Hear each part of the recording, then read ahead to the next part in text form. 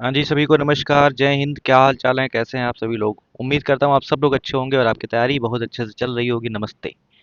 आज हम आए हैं कुछ इंपॉर्टेंट कॉमन एरर्स के साथ, मतलब एरर डिटेक्शन के सवाल होंगे उसमें आपको एरर बताना होगा। उसमें ग्रामर के रूल भी हम डिस्कस करेंगे। बहुत ऐसी बातें करेंगे जो आपके एग्जाम में हमेशा आती हैं। हम वो सारी रूल पढ़ेंगे जो आपके एग्जाम में फ्रिक्वेंटली आता रहता है, मतलब हर एग्जाम में देखने को मिलेगा। चाहे आप दुनिया में किसी भी एग्जाम की तैयारी करते हो, आईबीएससीआईओ हो, आईबीएसए हो, एनडीए हो, सीडीएस हो, या दुनिया का कोई भी एग्जाम, बैंकिंग का कोई भी एग्जाम हो, ठीक है, इन सब में सवाल आएगा। और मैंने सवाल थोड़े बड़े बड़े उठाए हैं ताकि कभी भी अगर पेपर का लेवल भी बढ़ता है तो आपको समस्या ना आए। ठीक है, इसी के साथ स्टार्ट करते हैं आज का सेशन। पेन पेपर लेकर बैठिएगा, रूल्स को नोट कर लीजिएगा। क्वेश्चन को नहीं देखना है, क्वेश्चंस को आपको नहीं लिखना है, ठीक। आपको रूल्स यानी कॉन्सेप्ट्स को लिखना है। और ये जो लोग कराते हैं ना कि ये कर लो, वो कर लो, ऐसे कर लो, वैसे कर लो, कुछ नहीं। ठीक है, जब कॉन्सेप्ट्स पे पकड़ आपकी अच्छी रहेगी तो क्वेश्चन की कोई ज़रूरत ही नहीं है आपको। ठीक है, बात समझ में आ रही है? चलिए चलते हैं। सवाल है, सबसे पहला सवाल आपसे पूछा जा रहा है, ये बताइए।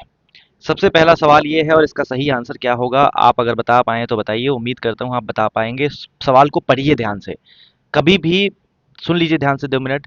कभी भी आपको अगर एरर डिटेक्शन के सवाल मैं पूछ रहा हूँ इस पूरे वीडियो में, तो आपको केवल वीडियो को पॉज़ कर लेना है और उसके बाद रोक के पढ़ना है। क्वेश्चन को कम से कम 2 बार पढ़ना है, तभी जाके आंसर को देखना है। बात समझ में आ रही है ना? हुँ, बात समझ में आ रही है? तो उसको वो काम करिए, चलिए फटाफट रिवाइज़ करिए, पढ़िए, रीड करिए। कर लिया क्या? बोलो भाई। 1 मिनट का और, आपको 30 सेकंड का और समय दे रहा हूँ।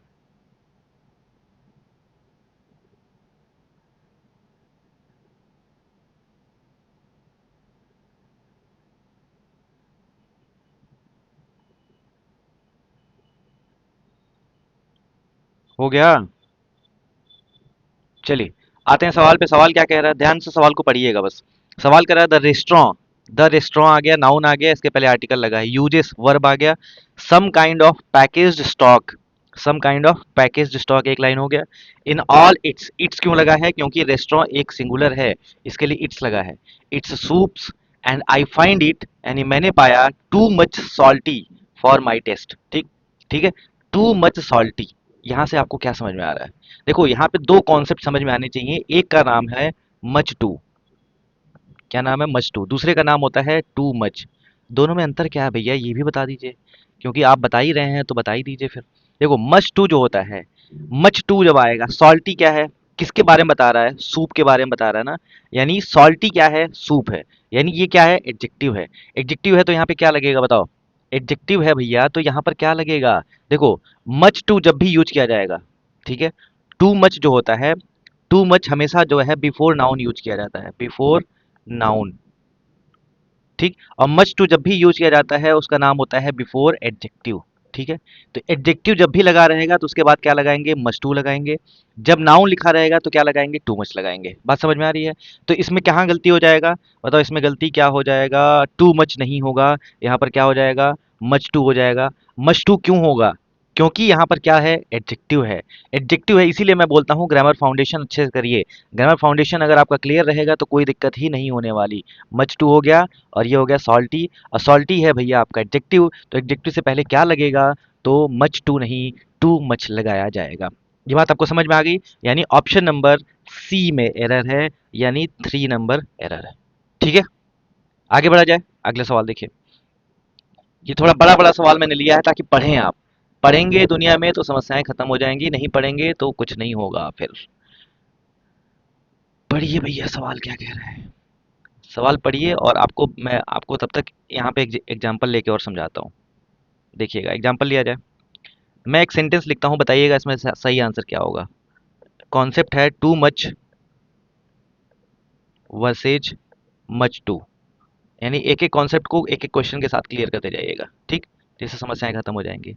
देखिए, मैं लिखता हूँ एक sentence, the task given to him, given to him is too much difficult. ठीक, दूसरा सवाल लिखता हूँ, there was too much snow on the road, बताइए कहाँ पे सही है? मच टू या टू मच कहाँ पर सही है? देखिए देयर वॉज स्नो है, स्नो क्या है? नाउन, नाउन से पहले क्या लगेगा? टू मच या मच? देखो यहाँ पर टू मच किसके लिए लगेगा? नाउन के पहले, यानी ये बात सही है। लेकिन द टास्क, टास्क कैसा है? डिफिकल्ट है। तो डिफिकल्ट क्या है भैया? डिफिकल्ट एडजेक्टिव है, तो टू मच नहीं लगाएंगे, क्या लगाएंगे यहाँ पर? मच टू लगाएंगे। ये बात हो गई क्या क्लियर आपको? ये बात आपको क्लियर हुआ? ऐसे ही होता है एक कॉन्सेप्ट, ये पहला कॉन्सेप्ट हो गया। दूसरा कॉन्सेप्ट होता है सो और सच का, सो वर्सेज सच।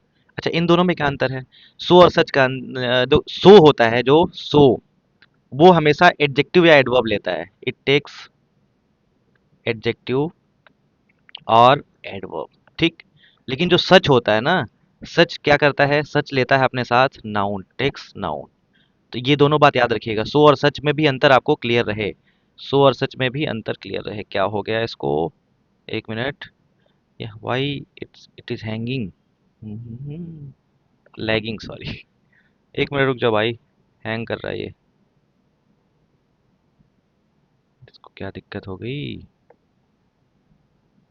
ओके ठीक है, देखो यहाँ पे क्या लगता है? नाउन लगता है। ये नाउन लेता है अपने साथ। जैसे एग्जांपल लिखते हैं, थोड़ा समझिएगा ध्यान से। ही स्पोक, वह बोलता, सो क्लियरली दैट, दैट, अरे यार ये है, इसमें सेलेक्ट क्यों हो रहा है? दैट एवरीबडी, इसका समस्या ही अलग है, क्या बताएं। दैट एवरीबडी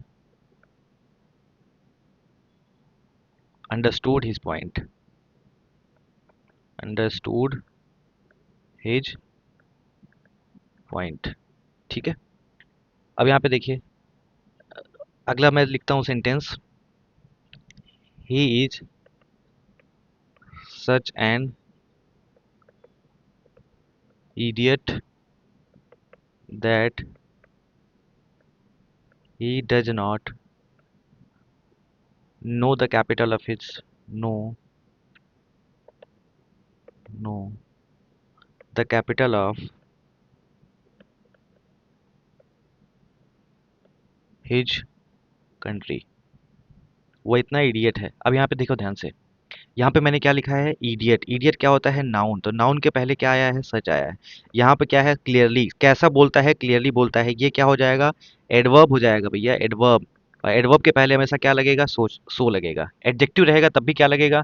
सो लगेगा। ही इज सो ब्यूटीफुल, ठीक है, ही इज सो ब्यूटीफुल। तो यहाँ पर भी क्या लगेगा बताओ?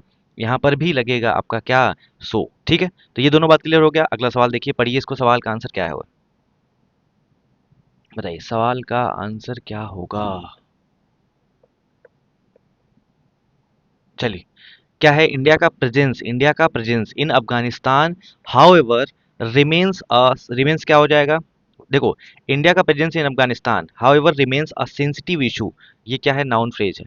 With a majority of the technical team, technical team क्या है भैया? नाउन फ्रेज है। बात समझ में आ रही है? एकदम तोड़ दीजिए, डिप्लॉयड वर्ब है। In Kabul, being security personal, personal मतलब क्या होता है? Personal, being security personal. Personal की स्पेलिंग यहाँ पे गलत है, PERSONNEL होगा, ठीक है। पर्सनल, सेंट इनटू गार्ड बता ही दिया यार, guard the small number of middle ranking diplomats who are largely focused, दो दो तीन तीन बार सवाल को पढ़िएगा, on ways to help Afghan people grappling with humanitarian and economic crisis. अब यहाँ पे क्राइसिस की स्पेलिंग आपको लग रहा होगा, तो क्राइसिस की स्पेलिंग तो बचपन से हम लोग ये पढ़े थे, क्या पढ़े थे? क्राइसिस। लेकिन यहाँ पे ये लिखा है, तो भैया ये प्लूरल लिखा हुआ है, और आप जो पढ़े थे बचपन में वो सिंगुलर पढ़े थे। इकोनॉमिक क्राइसिस प्लूरल के बारे में बात हो रही है, इसलिए यहाँ पर क्या लगेगा? इसलिए यहाँ पर लगेगा क्राइसिस। अब यहाँ पे देखो गलती क्या थी? गलती यही थी, सिक्योरिटी पर्सनल होता है, पर्सनल। पर्सनल का मतलब समझ गया ना? बोलो भाई, पर्सनल का मतलब समझे? चलो बताओ, इसमें और सही आंसर क्या होगा? इंडिया का प्रेजेंस अफगानिस्तान में है तो पर्सनल हो जाएगा। पर्सनल मतलब क्या होता है? जो सैनिक होते हैं ना, सोल्जर्स, उनको पर्सनल कहा जाता है, नॉट पर्सनल। ये पर्सनल की स्पेलिंग ये होती है, इसको भी ध्यान रखिएगा। पर्सनल की स्पेलिंग समझ में आई? पर्सनल समझ में आया? गलती देखो, एग्जामिनर गलती कहाँ कहाँ बनाएगा वो तरह के क्वेश्चन हम कर रहे हैं। तो कभी भी आप, जरूरी नहीं कि आपको ग्रामर में गलती देगा, कभी कभी वर्ड में भी गलती देगा, वर्ड को भी आपको करना पड़ेगा। ये बात समझ में आ रही है? चलो, अगर मान लीजिए आपसे पूछा जाए कुछ और यहाँ पे कॉन्सेप्ट ऐड करें, कुछ और कॉन्सेप्ट यहाँ पे ऐड करें, जैसे पूछा जाएगा आपसे कि बताइए, अगर मान लीजिए बाई और इन होता है ना ट्रांसपोर्टेशन के लिए, ट्रांसपोर्टेशन के लिए मैं आपको कुछ चीज़ें बता रहा हूँ, उसको ध्यान दीजिएगा जो एग्जाम में सवाल आते हैं। अगर आप ट्रांसपोर्टेशन करते हैं तो ट्रांसपोर्टेशन में तो आता है बाई कार या इन कार, इन दोनों में क्या अंतर है ना? जब आप बाई कब लगाएंगे, बाई तब लगाएंगे जब आप पब्लिक मीन्स से जा रहे हो, ठीक है, पब्लिक ट्रांसपोर्ट यूज कर रहे हो तो क्या लगाएंगे आप, बाई लगाएंगे, ठीक है। यानी ऐसे सेंटेंस अगर मैं लिखना चाहूँ तो मैं लिख सकता हूँ, my friend come to school, by car, ठीक। यानी वो बाई कार आता है, अपनी कार से आता है, नहीं पब्लिक मीन्स है। तो क्या है, गलत है कि सही है बताओ? जब भी पब्लिक मीन्स यूज करेंगे तो क्या लगाएंगे, बाई लगाएंगे। अच्छा चलिए कुछ और लेते हैं। अगला, जब आपका पर्सनल प्रॉपर्टी होगा, ठीक है, तो इन लगाएंगे पर्सनल के लिए, पर्सनल प्रॉपर्टी के लिए क्या लगाएंगे, तो पर्सनल प्रॉपर्टी के लिए आप इन लगाएंगे। चलिए जैसे मान लीजिए कहा जाए my friend come to school come to school in a car, in a car. बताइए क्या गलत है सही है? तो ये उसका क्या है, पर्सनल है, पर्सनल है तो यहाँ पे इन लगाएंगे, और पब्लिक है तो क्या लगाएंगे भैया, बाई लगाएंगे। ये बात आपको समझ में आ गई? ठीक है। ट्रेन, ट्रेन क्या होता है, बाई या इन होता है बताओ? ट्रेन जो है पब्लिक है कि वो है, पब्लिक है कि प्राइवेट है? तो प्राइवेट नहीं है, तो ट्रेन के साथ हमेशा क्या लगाएंगे, बाई ट्रेन लगाएंगे। ये बात आपको समझ में आई? सीडीएस 2021 का सवाल मुझे याद आ रहा है कि सवाल ये था, 120 नंबर लास्ट वाला सवाल था मुझे, जो एकदम बिल्कुल समझ में आया सेकंड पेपर में। ही ट्रेवल्ड ही ट्रेवल्ड ब्लैंक था, मिस्टर जोशीज कार। बताइए, ऑप्शन था आपके पास, बाई, फॉर, इन, ऑन। बताइए सही आंसर क्या होगा इसका? ही ट्रेवल, वो ट्रेवल कर रहा है किसकी कार से, जोशी जी की कार से। जोशी जी की कार कैसी कार है, पर्सनल है कि नहीं? जोशी जी की पर्सनल कार है तो यहाँ पे क्या लगेगा, इन लगेगा। ये चीज ध्यान रखिएगा। बात समझ में आ रही है? हम्म। अच्छा चलिए, पैर से अगर आप जा रहे हैं, पैर से जा रहे हैं, ये भी सवाल आया हुआ है आपके साथ, एनडीए 2017-18 का सवाल है। पूछा था, he goes to office by foot. बताइए इसमें क्या गलती है? तो हमेशा बाई फुट नहीं आएगा, क्या आएगा यहाँ पर, ऑन फुट आएगा, पैर से जाता है। ठीक है, समझ में आई बात? क्लियर है क्या? बताइए सर, क्लियर है? अगला सवाल देखिए क्या पूछा जा रहा है। चलिए बताइए, फटाफट आंसर दीजिए ताकि हम ज़्यादा समय नहीं लेंगे। The lecture on the history, history पर जो लेक्चर था, ऑफ टैक्स लॉ। अब देखो, अब ये लेक्चर क्या है, सिंगुलर है, तो इसके लिए क्या आया, हेल्पिंग वर्ब वॉज आया है। तो यहाँ पे देखो, लेक्चर के बाद ये पूरी कहानी इसके बारे में बता रही है, लेक्चर कैसा था, वॉज डिलीवर्ड। आपको समझ में आना चाहिए, लेक्चर के लिए क्या आया है, वॉज लगा है, और यहाँ पर वर्ब का थर्ड फॉर्म लगा है, ठीक है। यानी ये पैसिव वॉइस में कहानी चल रही है, क्या ये बात मानते हैं आप? ठीक है। इन अ मोनोटोन, मोनोटोन मतलब एक जैसी वॉइस में चल रही थी, and with an absence of engaging visual, कोई ऐसा नहीं था, इंगेजिंग विजुअल एड्स भी नहीं थे, making it a fairly dull and uninspiring experience for the audience. Audience मतलब सुनने वाले लोगों के लिए। बताइए इसका सही आंसर क्या होगा? इसका आंसर क्या होगा? देखिए, फेयरली जब भी यूज किया जाएगा तुरंत आपका कान खड़ा हो जाना चाहिए, खरगोश की तरह, खरगोश की तरह कान खड़े हो जाने चाहिए। फेयरली कब यूज किया जाता है? फेयरली जो है वो फेयर, फेयर पर्सनालिटी, फेयरली मतलब होता है पॉजिटिव डिग्री, ठीक है, हमेशा पॉजिटिव चीजों के लिए यूज किया जाता है। और यहाँ पर क्या कह रहा है, अनइंस्पायरिंग था, नेगेटिव था, एब्सेंस था किसका, एंगेजिंग विजुअल्स का, ठीक है। फेयरली डल, डल बना रहा है तो फेयरली नहीं होगा, क्या होगा, रादर डल होगा, RATHER, रादर डल। ये बात याद रखिएगा, रादर और फेयरली दोनों में अंतर होता है, ठीक है। तो जब भी रेदर कब यूज किया जाएगा, नेगेटिव के लिए यूज किया जाएगा, और बेसिकली डल के लिए तो नेगेटिव ही होगा, तो वो रादर आएगा। लेकिन फेयरली, फेयरली तब लगेगा ना, फेयरली गुड, तो फेयरली तब लगेगा जब आपका पॉजिटिव सेंस होता हो, अदरवाइज आपको रेदर ही लगाना पड़ेगा। तो ये चीज ध्यान रखिएगा, यहाँ पे एक वर्ड आपका क्लियर होता है, बाकी तो आपको सब पता ही है। पढ़िए, क्वेश्चन को पढ़ते पढ़ते आपको समझ में आ जाएगा। अगला देखिए, in the tragic after math. After math का मतलब क्या होता है सर? मैं आपको इसलिए इतने सवाल लाया हूँ न्यूज़पेपर से ताकि आपको समझ में आए, वर्ड भी क्लियर हो। वॉर का जो रिजल्ट था, कॉन्सिक्वेंसेस था, द सिविलियंस, सिविलियंस प्लूरल है इसलिए वर लग गया, ठीक है। Ebony abominable treated by the occupying forces, leaving scars, ठीक है, दाग छोड़ गए, दैट इंड्योर फॉर जनरेशन, जो इंडोर करेगा मतलब पूरा जनरेशन जनरेशन सहन करेगा, बर्दाश्त करेगा। एबोमिनेबल, अब देखो एबोमिनेबल के बाद आया है ट्रीटेड, और ट्रीटेड क्या है? वर्ब है। वर्ब है तो यहाँ पे क्या लगेगा? एडवर्ब लगेगा। और बताओ ये एबोमिनेबल क्या है? ये है भैया आपका एडजेक्टिव। अगर ये एडजेक्टिव है इसका मतलब एडवर्ब इसका बनाना पड़ेगा, और इसका एडवर्ब क्या बनेगा? एबोमिनेबली। और जितने लोगों को नहीं पता है एबोमिनेबल का मतलब क्या होता है, तो उनको ये बताना मैं चाहता हूँ, यहाँ पे लिख लीजिएगा एबोमिनेबल। एक मिनट। एबो ABOMINABLE। एबोमिनेबल का मतलब होता है वेरी बैड, वेरी बैड या शॉकिंग, ठीक है, इसको ऐसे यूज कर सकते हैं आप। बात समझ में आ रही है? तो ये बात आपको क्लियर होना चाहिए ताकि कोई भी समस्या ना रहे। समझ आई बात? अगला देखिए, अगला है is greater enough to inspire change in the world, her passion, leadership and determination make her a force to be reckoned with and her impact is undeniable, जिसको मना नहीं किया जा सकता। बताइए सही आंसर इसका क्या होगा? हम्म सी इज ग्रेटर एनफ। अरे यार, एनफ आ गया तो ग्रेटर लगाने की क्या जरूरत है ना? बात समझ में आ रही है? जब भी एनफ लगाएंगे, देखिए अब यहाँ पे लिख लीजिएगा, जब भी एक वर्ड आएगा एनफ, एनफ के साथ हमेशा लगता है क्या? Positive degree. और positive degree, superlative degree, comparative degree आपको पता है ना? पॉजिटिव डिग्री लगता है। Good, great, sorry, great, greater और ग्रेटेस्ट, यही होता है। पॉजिटिव डिग्री क्या है? ये है। कंपैरेटिव डिग्री क्या है? ये है। सुपरलेटिव डिग्री क्या है? ये है। ठीक। अब यहाँ एनफ आ गया तो पॉजिटिव डिग्री लगाएंगे तो यहाँ पे क्या लगेगा? ग्रेट लगेगा। ये बात हो गई, समझ में आई? चलिए, यानी एनफ हमेशा जो है वो पॉजिटिव डिग्री के साथ आता है, इस बात को लिख लीजिएगा।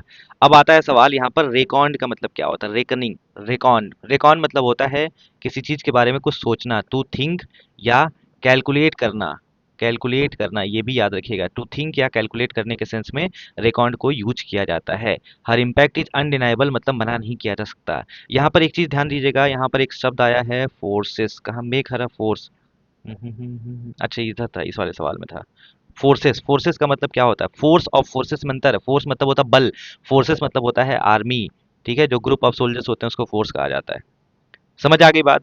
चलिए, बहुत बढ़िया। अगला सवाल देखिए, अगला सवाल है, with the dropping valuations and non availability of funding forms, देखो फॉर्म्स आया है, इसके लिए आया है क्या? Are, finding it hardly to grow without burning capital और going omni channel in a big way. बताइए, इसको पढ़िए, कम से कम वीडियो को पॉज करके 2-3 बार पढ़िए, समझ बढ़ेगी। विद द ड्रॉपिंग वैल्यूएशंस क्या है? नाउन फ्रेज है।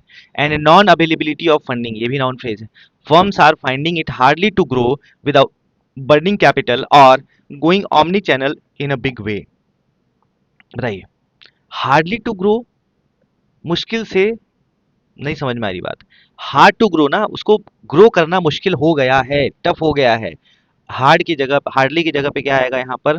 हार्ड आएगा। पढ़ते पढ़ते आपको सब समझ में आ जाएगा क्या आ रहा है। इस तरह के सवाल अब बन रहे हैं, इसलिए मैं, देखो, अगला हम वीडियो करेंगे, उस वीडियो में मैं आपसे कुछ रूल डिस्कस करूंगा, ठीक है? तो नेक्स्ट वीडियो जो आएगा उसमें रूल्स के बारे में हम बात करेंगे। अभी के लिए हम जो बेसिक चीजें आ रही हैं ना, उस पर बात कर रहे हैं। अगला सवाल जो होगा ग्रामर के आधार पर होगा। तो पहला हो गया, हार्ड नहीं आएगा हार्डली की जगह। हार्डली जो होता है, देखो हार्डली जो होता है हमेशा क्या होता है? हार्डली जो होता है वो नेगेटिव एडवर्ब ऑफ डिग्री होता है। नेगेटिव एडवर्ब ऑफ डिग्री, ठीक है। और हार्ड जो होता है वो फिट टू ग्रो, ग्रो करने के लिए हार्डली नहीं आएगा, हार्ड आएगा, कि मुश्किल हो गया था लेकिन वो कर रहा था ना, कर रहा था तो पॉजिटिव है, पॉजिटिव है तो हार्ड लगाएंगे, हार्डली नहीं लगाएंगे। इस चीज को ध्यान रखिएगा, ठीक है? आगे देखिए, अगला सवाल, the children was playing joyfully. Playing कैसे? जॉयफुली, एडजेक्टिव है कि एडवर्ब है? एडवर्ब है। इन द गार्डन, गार्डन में खेल रहे थे। When it suddenly began to rain, जैसे ये बारिश शुरू हुई। Prompting there, prompting there, there किसके लिए आया है? चिल्ड्रेन के लिए। हरीड रिटर्न इंडोर्स, इसका सही आंसर क्या होगा? देखो, चिल्ड्रन जब भी आएगा भैया, देखो चाइल्ड जो होता है वो हमेशा सिंगुलर होता है, लेकिन चिल्ड्रन जो होता है हमेशा क्या होता है, प्लूरल होता है। और प्लूरल के साथ हमेशा क्या लगता है भैया, वर लगता है। यानी ये गलती यहीं पे पकड़ में आ गई थी, मुझे पूरा पढ़ने की जरूरत भी नहीं थी, लेकिन खैर पूरा हमने पढ़ा है। सडनली किसके लिए आया है, बिगेन, बिगेन मतलब स्टार्ट, वर्ब है तो इसके लिए क्या आया है, एडवर्ब आया है। टू रेन, प्रॉम्प्टिंग, प्रॉम्प्टिंग किसके लिए आया है भैया, प्रॉम्प्टिंग जिरंड हो गया। प्रॉम्प्टिंग देयर, उनके हरीड रिटर्न इंडोर्स, रिटर्न्स मतलब क्या होता है, इनकम टैक्स रिटर्न्स, रिटर्न्स मतलब समझ गए ना। रिटर्न्स का मतलब आप कमेंट सेक्शन में लिख के हमको बताएंगे क्या होता है। अगला देखिए, नेक्स्ट बड़ा अच्छा सा सवाल है, इसका आंसर दीजिएगा जल्दी से, ताकि मैं आपको यहाँ पे एक रूल भी क्लियर कर पाऊंगा। चलिए बताइए इसका सही आंसर क्या होगा, पढ़िए फटाफट और आंसर दीजिए सर। देखिए, ईच ऑफ द कैंडिडेट्स वर, गलत हो गया यहीं पे। देखिए जब भी ईच ऑफ आएगा यहाँ पे लिख लीजिएगा, ईच ऑफ, या हो वन ऑफ, या हो आइदर ऑफ, क्यों आएगा ये भी बता रहा हूँ। Either of, neither of, neither of, any of, ये जो भी वर्ड्स आएंगे इसके बाद हमेशा जो होगा क्या होगा, प्लूरल नाउन होगा। कैसा नाउन होगा, प्लूरल नाउन होगा, और प्लस सिंगुलर वर्ब होगा। कैसा वर्ब होगा भैया, सिंगुलर वर्ब होगा, ये चीज भी ध्यान रखिएगा, ठीक है। अब देखिए ध्यान से, प्लूरल नाउन है ईच ऑफ द कैंडिडेट्स, यानी कैंडिडेट्स का ग्रुप था, उसमें से सब कैंडिडेट अलग अलग, सबकी प्रत्येक की बात हो रही है। प्रत्येक में आया है एक एक लोग ना, एक एक लोग आया है तो यहाँ पर क्या लगाओगे, वॉज लगाओगे, बस बात खत्म हो गया। एकदम कॉमन सेंस का सवाल है। भैया एक ग्रुप था, इस ग्रुप में बहुत सारे लोग रहे होंगे, यहाँ 1 2 3 4 5 6 7 8 9 10 11 12 13 14 15 16 17 इतने लोग थे। इतने लोग जब थे तो इनमें से सबकी बात हो रही है, एक एक की बात हो रही है, एक एक की बात हो रही है, एक एक की बात हो रही है, एक एक की बात हो रही है। और एक की जब भी बात होगी तो सिंगुलर ही तो लगाओगे, सिंपल सवाल है, कहाँ गलती है इसमें। समझ आई बात, ठीक है। अच्छा चलिए, ईच और एवरी में क्या अंतर है अगर आपसे पूछा जाए कि भैया यहाँ पर लगेगा ईच, एक सेंटेंस लिखता हूँ ध्यान से देखिएगा, each girl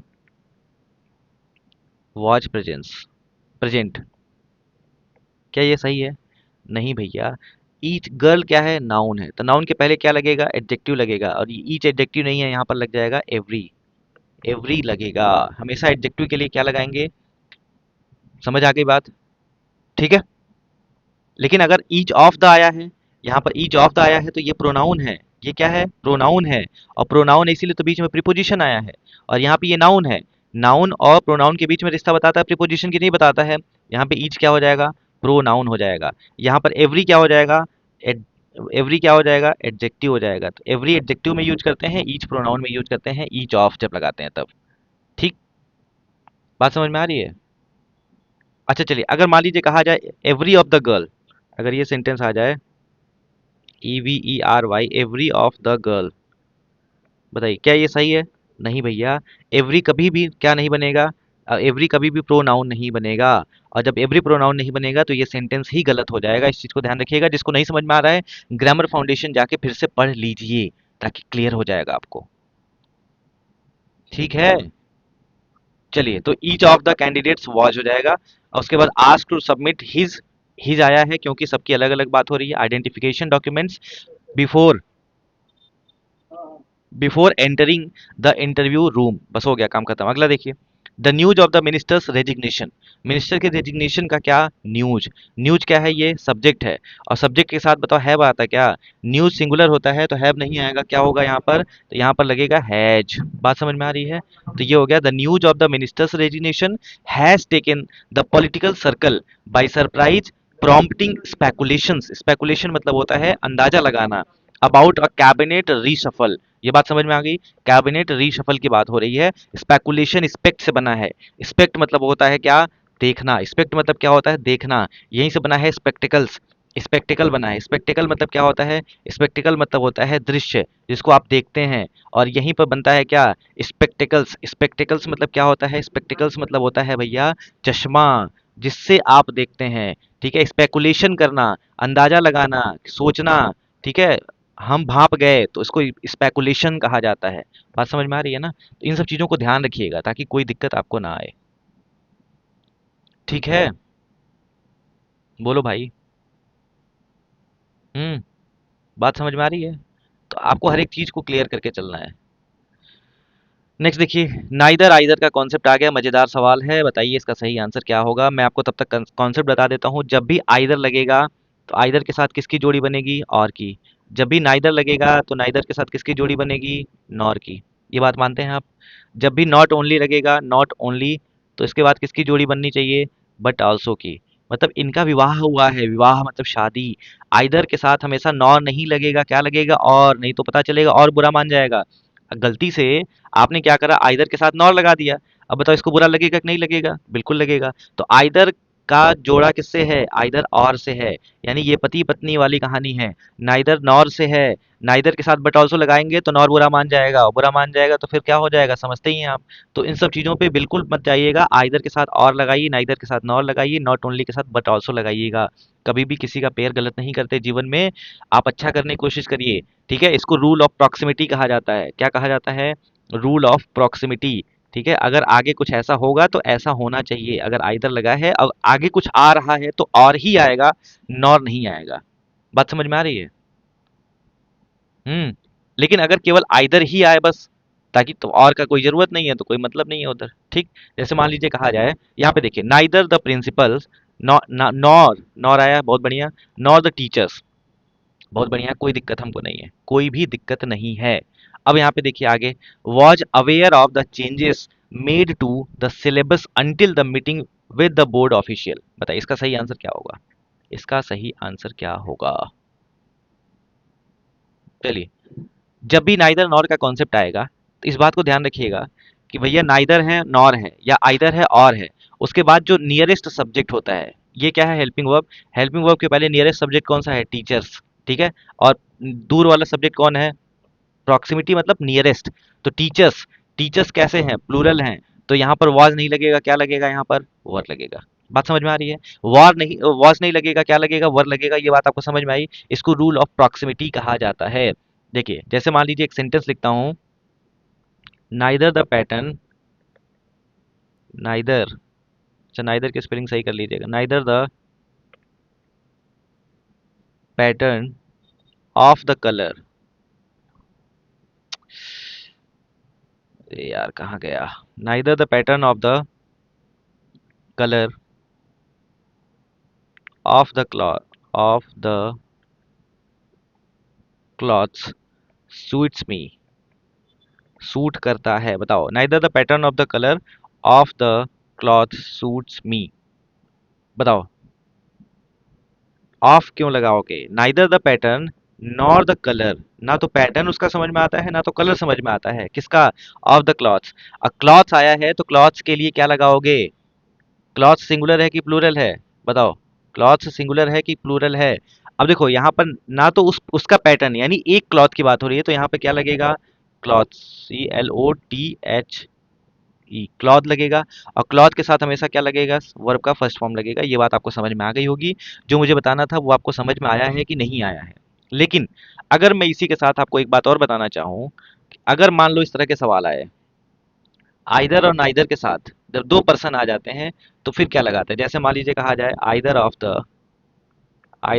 the two boys, either of the to boys can pay, can pay for it. बताइए इसमें क्या गलती है, either the two boys can play. देखो आइदर आया है तो उसके बाद दो बॉयज लगा दिए, दोनों बॉय में से कोई भी पे कर सकता है, बहुत अच्छी बात है, कोई दिक्कत नहीं है ना। बात समझ में आ रही है। लेकिन अगर कहा जाए आपसे, एनी ऑफ द एम्प्लॉय, या ऐसे पूछा जाए, neither of the two sisters, neither of the two sisters has been selected, has been selected. अब बताइए, नाइदर आया है तो इसके बाद हमेशा क्या लगेगा, प्लूरल लगेगा। दोनों में से किस कोई भी सेलेक्ट नहीं हुई, दोनों बहनें सेलेक्ट नहीं हुई, neither of the two sisters. बात समझ में आ रही है, क्लियर है क्या। हम्म। चलिए एक और सवाल लिखते हैं, थोड़ा देखिएगा ट्रैप में फंसेंगे आप। Of the either the operator, either, एक मिनट, रुक जाओ। आइदर द ऑपरेटर और the foreman, foreman are to blame for the accident, to blame for the accident. बताइए इसका सही आंसर क्या होगा? आइदर द ऑपरेटर, ना तो ऑपरेटर ना तो फोरमैन। फोरमैन कैसा है? एक है, सिंगुलर है। अगर फोरमैन प्लूरल रहता तो क्या लगता? मेन लगता ना, है ना? तो प्लूरल है नहीं, सिंगुलर है। सिंगुलर है तो क्या लगाओगे? रूल ऑफ प्रॉक्सिमिटी के हिसाब से आर नहीं लगेगा, क्या लगेगा? इज लगेगा। कोई बोलेगा कि तो दो है तो दो है तो प्लूरल नहीं हुआ। भैया दो में से कोई एक की बात हो रही है, आइदर और का केस चल रहा है, इसलिए यहाँ पर क्या लगेगा? ईच लगेगा। इस चीज को भी ध्यान रखिएगा। समझ आई बात? बोलो। अगला देखिए, several informations about the project, several information about the project were missing from the report submitted to the board by the research team। अच्छा चलो, रिसर्च टीम, टीम क्या है? टीम क्या है? नाउन। रिसर्च क्या है भैया? एडजेक्टिव। क्या है? Sorry, adjective. अगर एडजेक्टिव और नाउन मिलता है तो क्या बनाता है? फिर से बताओ। नाउन फ्रेज बनाता है, नाउन फ्रेज बनाता है। ये बात समझ में आ रही है? तो बाई द, तो ये क्या हो जाएगा? नाउन फ्रेज हो जाएगा, ऑब्जेक्ट का काम कर रहा है। बहुत अच्छी बात है, कोई दिक्कत नहीं है। About the project, several informations about the project. Project क्या है? नाउन है। सेवरल इन्फॉर्मेशंस, अब बताओ इसका सही आंसर क्या होगा? सेवरल इन्फॉर्मेशन आएगा कि सेवरल इन्फॉर्मेशंस आएगा? देखो, इन्फॉर्मेशन जो होते हैं वो क्या होते हैं? अनकाउंटेबल नाउन होते हैं। और जो भी अनकाउंटेबल नाउन होता है उसका क्या आप प्लूरल बना सकते हैं? जी नहीं बना सकते हैं। तो इसके बाद क्या आएगा? Pieces of information, several pieces of information हो सकता है। तो यहाँ पर सेवरल पीसेस ऑफ इन्फॉर्मेशन आप लगा दीजिएगा। ठीक है, तो यहाँ पे गलती क्या हो जाएगी? पहली गलती हो जाएगी, option number A correct answer है। सेवरल इन्फॉर्मेशन की जगह सेवरल पीसेस ऑफ इन्फॉर्मेशन लगाइएगा। Several, several pieces of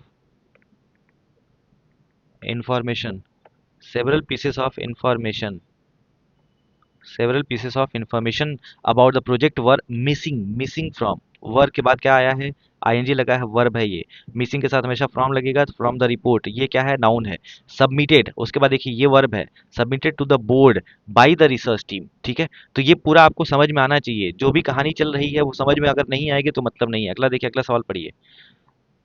the company along with its subsidiaries have been accused of manipulating the financial data in order to attract more investors। बताइए सही answer क्या है इसका? यहाँ पे कंपनी क्या है? द कंपनी नाउन फ्रेज हो गया। अलॉन्ग विद का एक कॉन्सेप्ट है, इसको समझना है। उसके बाद क्या है? इट्स सब्सिडियरीज, सब्सिडियरीज मतलब सहायक कंपनी हो गया, प्लूरल है। Have been accused of manipulating the financial data in order to attract more investors. बताइए इसका सही आंसर क्या होगा? फटाफट आंसर दे दीजिए ताकि हमको समझ में आ जाए। सोच लिया? पढ़ लीजिए क्वेश्चन को, दो बार तीन बार पढ़ लीजिए। मैनिपुलेशन मतलब होता है घुमाना फिराना, किसी भी तरह से कोई चीज निकलवाना, उसको मैनिपुलेशन कहते हैं। देखिए, the company along with its subsidiary, जब भी अलोंग विद आएगा ना तो उसके बाद रूल ऑफ प्रॉक्सिमिटी काम नहीं करता है, उसके पहले जो सब्जेक्ट होता है ना वो काम करता है। कंपनी सब्सिडियरीज के साथ, कंपनी सब्सिडियरीज के साथ, तो ये कंपनी की बात होगी। कंपनी की बात होगी तो यहाँ पे हैव नहीं आएगा, क्योंकि एक कंपनी है तो यहाँ पे हैज लग जाएगा। Has been accused. क्या ये बात आपको समझ में आई? अलोंग, अलोंग विद का कॉन्सेप्ट समझ में आया क्या? बताओ। अलोंग विद समझ में आया? बोल दो भाई। जब भी अलोंग विद लगेगा तो क्या लगेगा? वर्ब किसके अकॉर्डिंग लगेगा? तो वो भैया लगेगा हमारा पहले वाले के अकॉर्डिंग। चलिए, अब कुछ और चीजें बता देते हैं। देखो यहाँ पे अलोंग विद ही नहीं, कोई भी ऐसा चीज आ जाए, as well as, as well as, आपसे पूछा जाएगा अलोंग विद, अलोंग विद। आपसे पूछा जाए टुगेदर विद,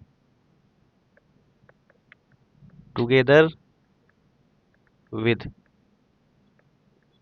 टुगेदर विद। आपसे पूछा जाए no less than, no less than, in addition to, in addition to, इसको लिख लीजिएगा ताकि काम आएगा आपके। उसके बाद अनलाइक, उसके बाद आ जाए एक्सेप्ट। आपसे पूछा जाए रादर देन, रादर देन। आपसे पूछा जाए एंड नॉट।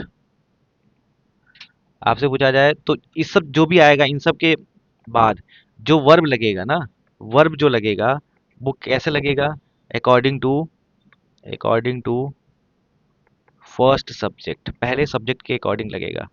अब देखिए थोड़ा एक एक दो एग्जांपल ले लीजिए सर, बहुत बढ़िया। जैसे मान लीजिए कहा जाए Rahul as well as his friends are going. Rahul किसके साथ जा रहा है? फ्रेंड्स के साथ। तो यहाँ पर फ्रेंड्स आया है, उसके बाद लग रहा है आर बहुत अच्छी बात है, बिल्कुल वाहियात बात है, क्योंकि राहुल के बारे में बात हो रही है, तो राहुल के बारे में क्या लगेगा? इज हो जाएगा। ये बात समझ में आ रही है? तो कभी भी इस तरह से क्वेश्चन आ जाए, एक क्वेश्चन आया हुआ है आपके सीडीएस के सवाल में, सीडीएस के पेपर में, वहां पे मैं आपको यहाँ बताना चाहता हूँ, रुकिए पेज ही ऐड कर लेते हैं ताकि समझ में आ जाए। सेंटेंस क्या था? Silver as well as cotton have fallen considerably considerably in prices in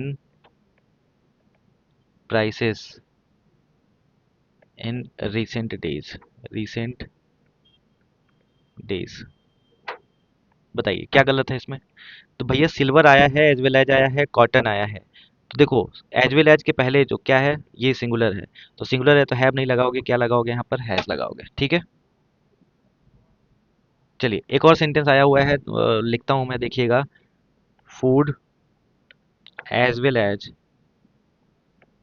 water is necessary. बताइए क्या गलत है इसमें? एज वेल एज के बाद फूड लगा हुआ है, फूड पहले लगा हुआ है, इसका मतलब ये सही है, कोई दिक्कत नहीं है, इसमें कोई परेशानी नहीं है। आगे देखिए, फटाफट देखिए अगला सवाल।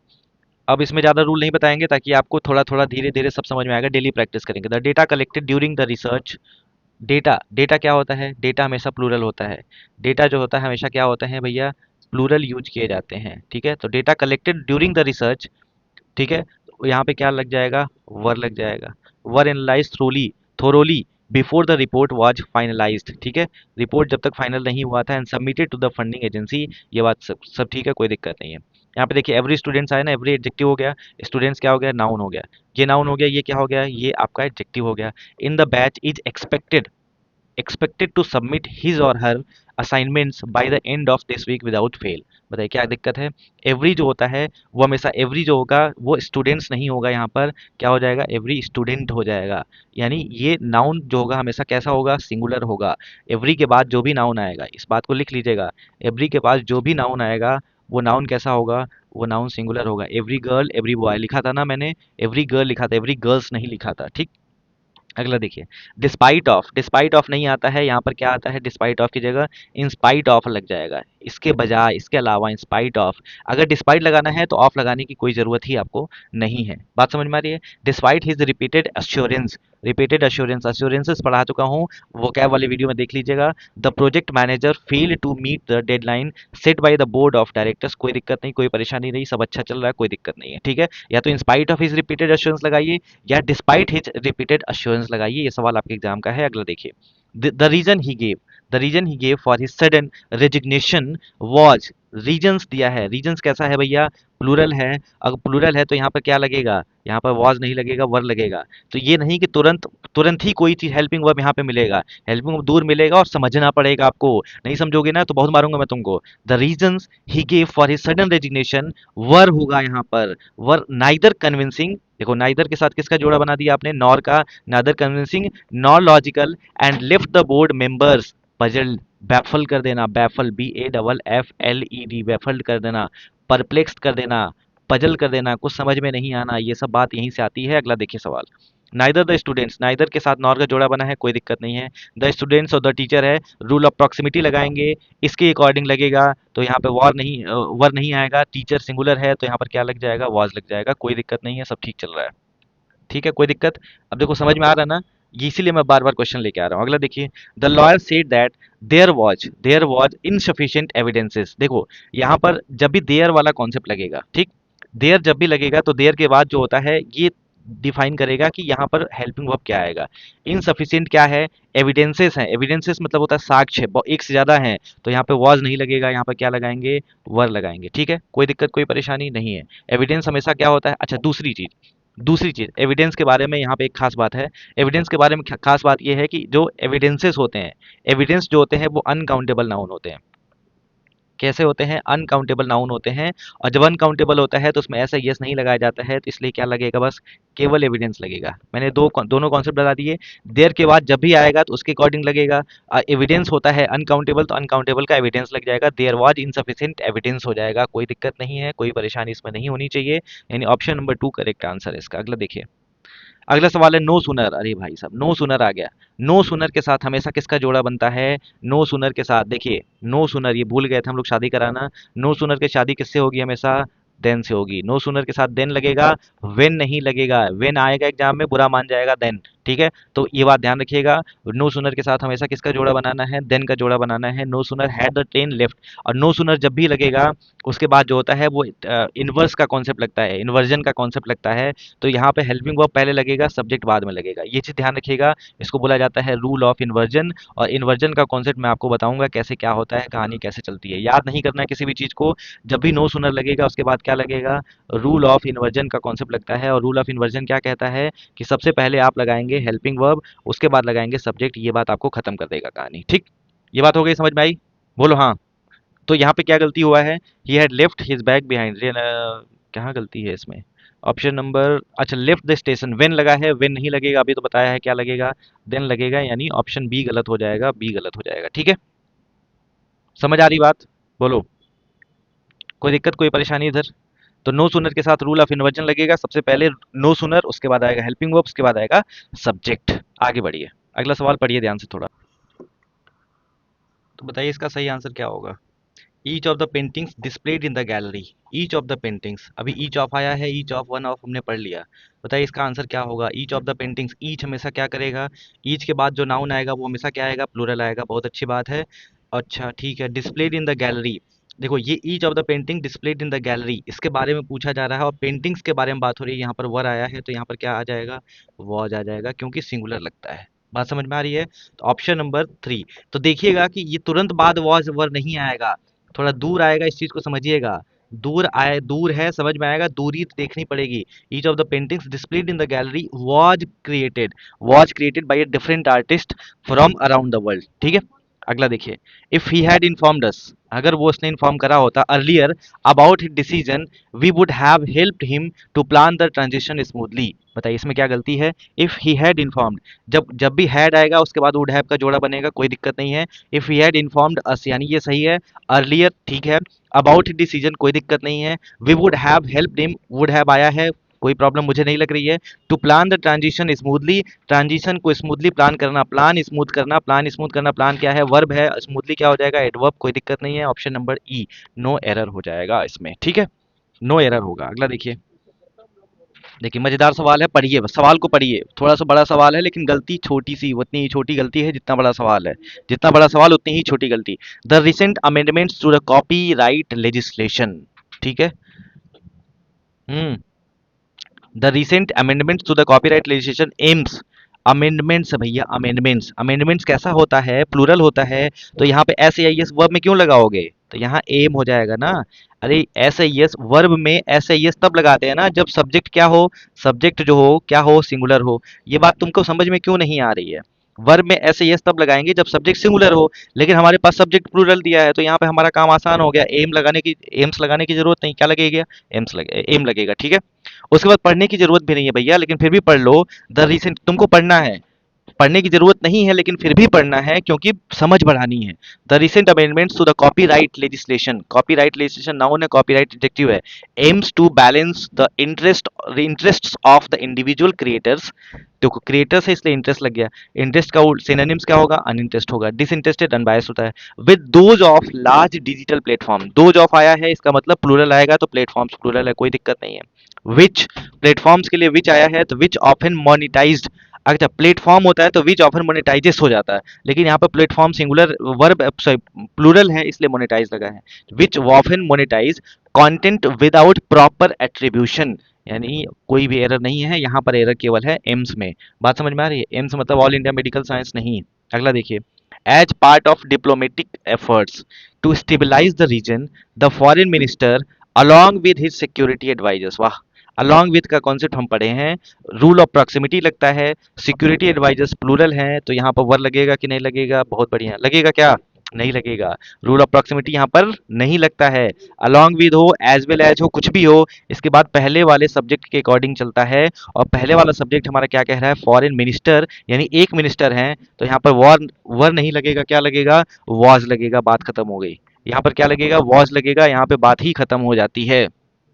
ठीक है, बताओ सारे कॉन्सेप्ट आसान लग रहे हैं। कितना भी बड़ा सवाल आएगा, अगर कॉन्सेप्ट आपको पता है तो कोई आपको दिक्कत ही नहीं आएगी। अगला देखिए, neither the aggressive monetary policies introduce by the central bank nor, neither के साथ नॉर का जोड़ा बना है, कोई समस्या मुझे नहीं है।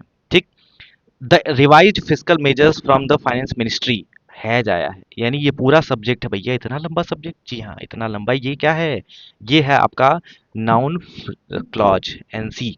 Neither the aggressive monetary policies introduced by the central bank nor the revised fiscal measures from the finance ministry has आया है।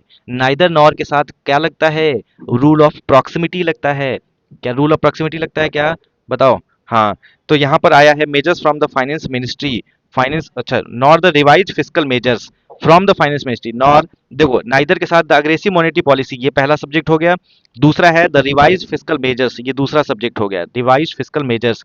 अब फिस्कल मेजर्स प्लूरल हैं, ठीक है, मेजर्स मतलब होता है आप जो एक्शन लेते हैं उसको मेजर्स कहा जाता है। प्लूरल है तो यहाँ पे हैज नहीं लगेगा, क्या लगेगा, हैव लगेगा। फिर से समझिए सवाल को, सवाल क्या कह रहा है, सवाल कह रहा है कि neither the aggressive monetary policies, ये हो गया पहला, introduce by the central bank, nor के बाद आया है दूसरा, ठीक है, दूसरा क्या है subject, the revise fiscal measures from the finance ministry has manage to curb, यानी कम करना है, द राइजिंग इन्फ्लेशन, इन्फ्लेशन जो राइज हो रहा है उसको कम करना है, over the last two quarters, दो क्वार्टर से, यानी पिछले 6 महीने से जो चल रहा था। यानी यहाँ पर नॉट के बाद क्या है, द रिवाइज फिस्कल मेजर्स, ये दूसरा सब्जेक्ट है, दूसरे सब्जेक्ट के अकॉर्डिंग यहाँ पे हैज नहीं आएगा, क्या आएगा, हैव आएगा, बात यहाँ पे खत्म हो गई। चलिए अगला सवाल देखा जाए। If the committee were truly concerned about transparency, it would have released all records pertaining to the investigation instead of issuing summaries that raise more suspicion than clarity. मैं कह रहा हूँ जो वर्ड आपको समझ में नहीं आएंगे, उस वर्ड को आपको लिखना है और गूगल करके चेक करना है, मैं पूछूंगा अभी दोबारा। If the committee, कमेटी जो है, ठीक है, if the committee were truly concerned about transparency, अब truly concerned about transparency it would have released all records, इसमें क्या गलती है बताओ। देखो, इट वुड हैव आया है, यहाँ पर वुड हैव आएगा तो आप बोलोगे यहाँ पे हैड लगेगा, लेकिन सब्जंक्टिव मूड होता है, ठीक है, सब्जंक्टिव मूड मतलब करने के तैयार में है तो यहाँ पे वर लगेगा, कोई दिक्कत नहीं है। यानी ये क्लॉज वो उसका सवाल है, क्या नाम है, क्या कंडीशन, कंडीशन वाला सेंटेंस है। If the committee were truly concerned about, जैसे if I were a bird, यानी मैं होता, if I government of India, if the committee were truly concerned, इसको बोला जाता है क्या, सबजंक्टिव मूड, सबजंक्टिव मूड कहा जाता है, ठीक है। अगर ऐसा कुछ है तो सब्जेक्टिव मूड होगा तो verb past conditional, past conditional होगा तो would have released all records, यानी यहाँ पे कोई भी एरर मुझे नहीं लग रहा है। आपको लग रहा हो तो बताइए, मुझे कोई भी एरर यहाँ पर नहीं समझ में आ रहा और है भी नहीं। बात समझ में आ रही है, तो इस चीज को ध्यान रखिएगा। If the committee were truly concerned about transparency, it would have, हमेशा वर आएगा तो वुड हैव का जोड़ा बनेगा, would have released all records pertaining to the investigation instead of issuing summaries that raise more suspicion than clarity, बस बात खत्म हो गई। ठीक, अगला देखिए सवाल, the archaeological findings, archaeological findings, findings मतलब क्या होता है, रिवील करना, ठीक है, फाइंडिंग्स मतलब क्या होता है, रिवील करना। द आर्कियोलॉजिकल रिवील्स, रिवील करता है unearthed from the excavation site, excavation मतलब जहां पर खुदाई हुई है, not only reveal important facts about ancient tribal cultures but also challenges previously held beliefs regarding their societal structure. किस, क्या गलती है, देखो फाइंडिंग्स जो होते हैं वो क्या होते हैं, archaeological findings unearthed from the excavation site, not only reveal, तो इसका सही आंसर क्या होगा, reveal important facts about ancient tribal culture but also challenges, not only reveal है, नॉट ओनली रिवील है, नॉट ओनली रिवील है, यहाँ पे नॉट ओनली के बाद क्या है, वर्ब का फर्स्ट फॉर्म है, नो सिंगुलर नो प्लूरल, क्योंकि यहाँ पर क्या है, फाइंडिंग्स, फाइंडिंग्स हमेशा क्या होता है, फाइंडिंग्स मतलब होता है वहाँ पे जो पता चलता है, ठीक, वहाँ पर जो पता चलता है ये हमेशा प्लूरल है, तो यहाँ पर भी वर्ब में ऐसे यस लगाने की जरूरत नहीं है। नॉट ओनली के बाद अगर वर्ब है तो बट ऑल्सो के बाद भी वर्ब होगा, बहुत अच्छी बात है। तो नॉट ओनली का वर्ब जो है फर्स्ट फॉर्म में है तो बट ऑल्सो का वर्ब भी होगा, क्या होगा, फर्स्ट फॉर्म में होगा। यहाँ पर देखो एक लड़का, यहाँ पर एक लड़की, दोनों की हो गई शादी, तो भैया जो दुख होगा, जो भी परेशानी होगी, जो भी बहुत हंसते होंगे, बहुत खुशी होगा, तो ये दोनों आपस में बराबर बराबर बांटेंगे। कि भैया ये दुखी हैं तो ये बहुत खुश रहेंगे, नहीं ऐसा नहीं होगा। ये बहुत खुश हैं तो ये बहुत दुखी रहेंगे, ऐसा भी नहीं होगा। यानी जो भी समस्याएं आएंगी, जो भी प्रॉब्लम आएंगी, जो भी चीजें आएंगी, जो अच्छी हैं बुरी हैं, सबको बराबर बराबर बांटना पड़ेगा। तो नॉट ओनली के साथ अगर रिवील वर्ब का फर्स्ट फॉर्म आया है, तो भैया एक बात बताओ, बट ऑल्सो के बाद भी क्या आएगा? बट ऑल्सो के बाद भी वर्ब का फर्स्ट फॉर्म ही आएगा, तो चैलेंजेस नहीं चैलेंज हो जाएगा। ठीक है, तो इस चीज को ध्यान रखिएगा। नॉट ओनली और बट ऑल्सो की कहानी जो है आपको क्लियर मैंने कर दी है। अगला देखिए, अगला सवाल है, the report which was intended to outline a sustainable recovery framework failed to acknowledge that many local economies are dependent on traditional livelihoods that has declined significantly due to urbanization, यानी शहरीकरण। बताइए इसका सही आंसर क्या होगा? यहाँ पे लिखा हुआ है लिवलीहुड्स। लिवलीहुड्स, बताओ, ट्रेडिशनल लिवलीहुड्स, लिवलीहुड्स क्या है? प्लूरल है। अगर लिवलीहुड्स प्लूरल है और दैट लगा है, मतलब प्रोनाउन लगा है और इसके लिए आया है, लिवलीहुड्स के लिए आया है, और लिवलीहुड्स प्लूरल है, तो यहाँ पे हैज लगाने की क्या जरूरत है? हैज लगाने की क्या जरूरत है? यहाँ पे क्या लगेगा? हैव लगेगा। बात समझ में आ रही है? लिवलीहुड्स प्लूरल है, दैट लगा है, दैट इसके लिए लगा है, तो यहाँ पे हैज नहीं लगाएंगे, क्या लगाएंगे? हैव लगाएंगे। हैव डिक्लाइंड हो जाएगा। सेंटेंस को बार बार पढ़िए और प्रोनाउन वाला वीडियो कंप्लीट कर लीजिएगा, मैंने ये सब बताया हुआ है, सारे कॉन्सेप्ट। ठीक, अगला देखिए, a number of surveys conducted across academic institutions suggest, a number of surveys plural है, इसलिए सजेस्ट लगा है, ऐसे यस नहीं लगाएंगे।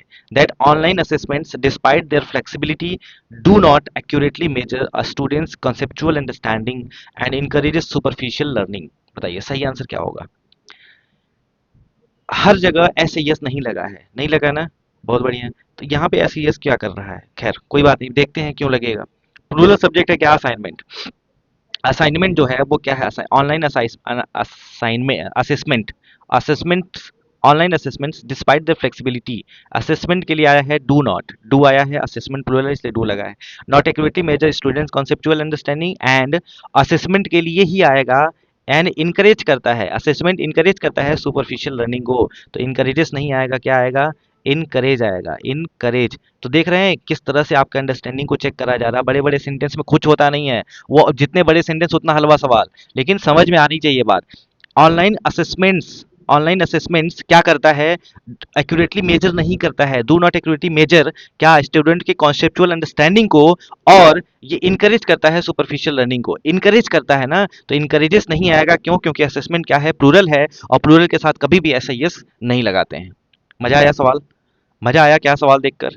सवाल देखकर मजा आना आया तो बताना। अगला देखिए, although several research, वाह बड़ा सवाल, अच्छा सवाल, several researchers argue that AI will revolutionize healthcare, the manner in which it is currently being implemented indicate a tendency to prioritize automation over personalized patient care। बताइए क्या आंसर होगा इसका? हम्म, एक बात बताइए, the manner in which it is currently being implemented, the manner, manner क्या है? Singular है। जिस तरीके से ये इम्प्लीमेंट किया जा रहा है वो इंडिकेट करता है, मैनर इंडिकेट करता है, तो इंडिकेट्स आ जाएगा ना, क्योंकि मैनर सिंगुलर है, तो यहाँ पे इंडिकेट्स लगाएंगे। Indicates a tendency to prioritise automation, जिस तरह से ये एआई को इम्प्लीमेंट किया जा रहा है वो इंडिकेट करता है, वो मैनर, वो तरीका इंडिकेट करता है कि भैया ऑटोमेशन को हम प्रायोरिटाइज दे रहे हैं। बात खत्म हो गई। बात समझ में आई? मैनर सिंगुलर है तो इंडिकेट्स भी क्या हो जाएगा? सिंगुलर हो जाएगा। ये बात समझ में आनी चाहिए, ये बात तुम्हारे समझ में जब तक नहीं आएगी तब तक समस्या रहेगी। Although several researchers argue, researchers है तो आर्ग्यू कर रहे हैं, रिसर्च होता, रिसर्च एक रिसर्चर होगा तो आर्ग्यूज करता है। AI will revolutionise health care, the manner in which it is currently being implemented, manner indicates करता है tendency to prioritise automation over personalise patient care. ठीक है, अगला देखिए, मस्त सवाल है। The principal concern expressed during the summit was the declining trust in electoral institutions which neither the political elite, neither आया है नॉर आया है, the judiciary have been able to effectively restore। जितना आता है वो देखो, बस गलती क्या है वो समझ में आ जाएगी। भैया जब भी नाइदर नॉर लगेगा, नाइदर द पॉलिटिकल इलाइट पहला सब्जेक्ट हो गया, नॉर द जुडिशरी दूसरा सब्जेक्ट हो गया, और रूल ऑफ प्रॉक्सिमिटी क्या कहता है कि भैया जो होगा दूसरे सब्जेक्ट के अकॉर्डिंग चीजें चलेंगी। जुडिशरी क्या है? सिंगुलर है, तो यहाँ पे हैव लगाने की क्या जरूरत है? यहाँ पे हैज लगा दोगे। देख रहे हो सारी कहानी एक साथ मैं क्लियर कर दे रहा हूँ। ठीक है, तो कभी भी बड़े बड़े से बड़े सवाल में भी कोई हलवा ही कॉन्सेप्ट रहता है। बस आपको समझ में आना चाहिए। प्रिंसिपल का कंसर्न है expressed during the summit was the declining trust in electoral institutions which neither the political elite nor the judiciary has been able to effectively restore। बस बात खत्म। आगे देखा जाए, चलिए अगला सवाल देखिए। while the intentions behind the policy appear, intentions है तो पॉलिसी के साथ अपीयर लगा है, noble, its execution so far has been plagued with bureaucratic delays and inconsistent directives which has only exacerbate मतलब होता है और खराब कर देना, पब्लिक फ्रस्ट्रेशन को बढ़ा देना, यहाँ पे सेंस आता है।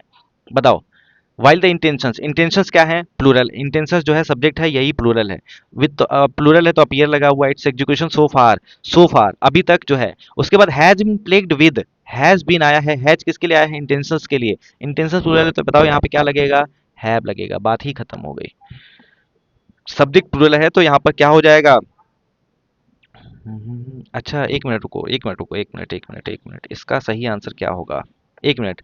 सो far has been plagued with, policy के लिए आया has been, the intentions behind the policy appear, policy intentions behind has been plagued with bureaucratic delays.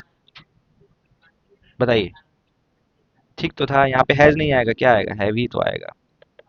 बात, डिलेज भी आया है, डिलेज भी प्लूरल है, इंटेंशंस भी प्लूरल, तो यहाँ पे हैव बीन लगा देंगे।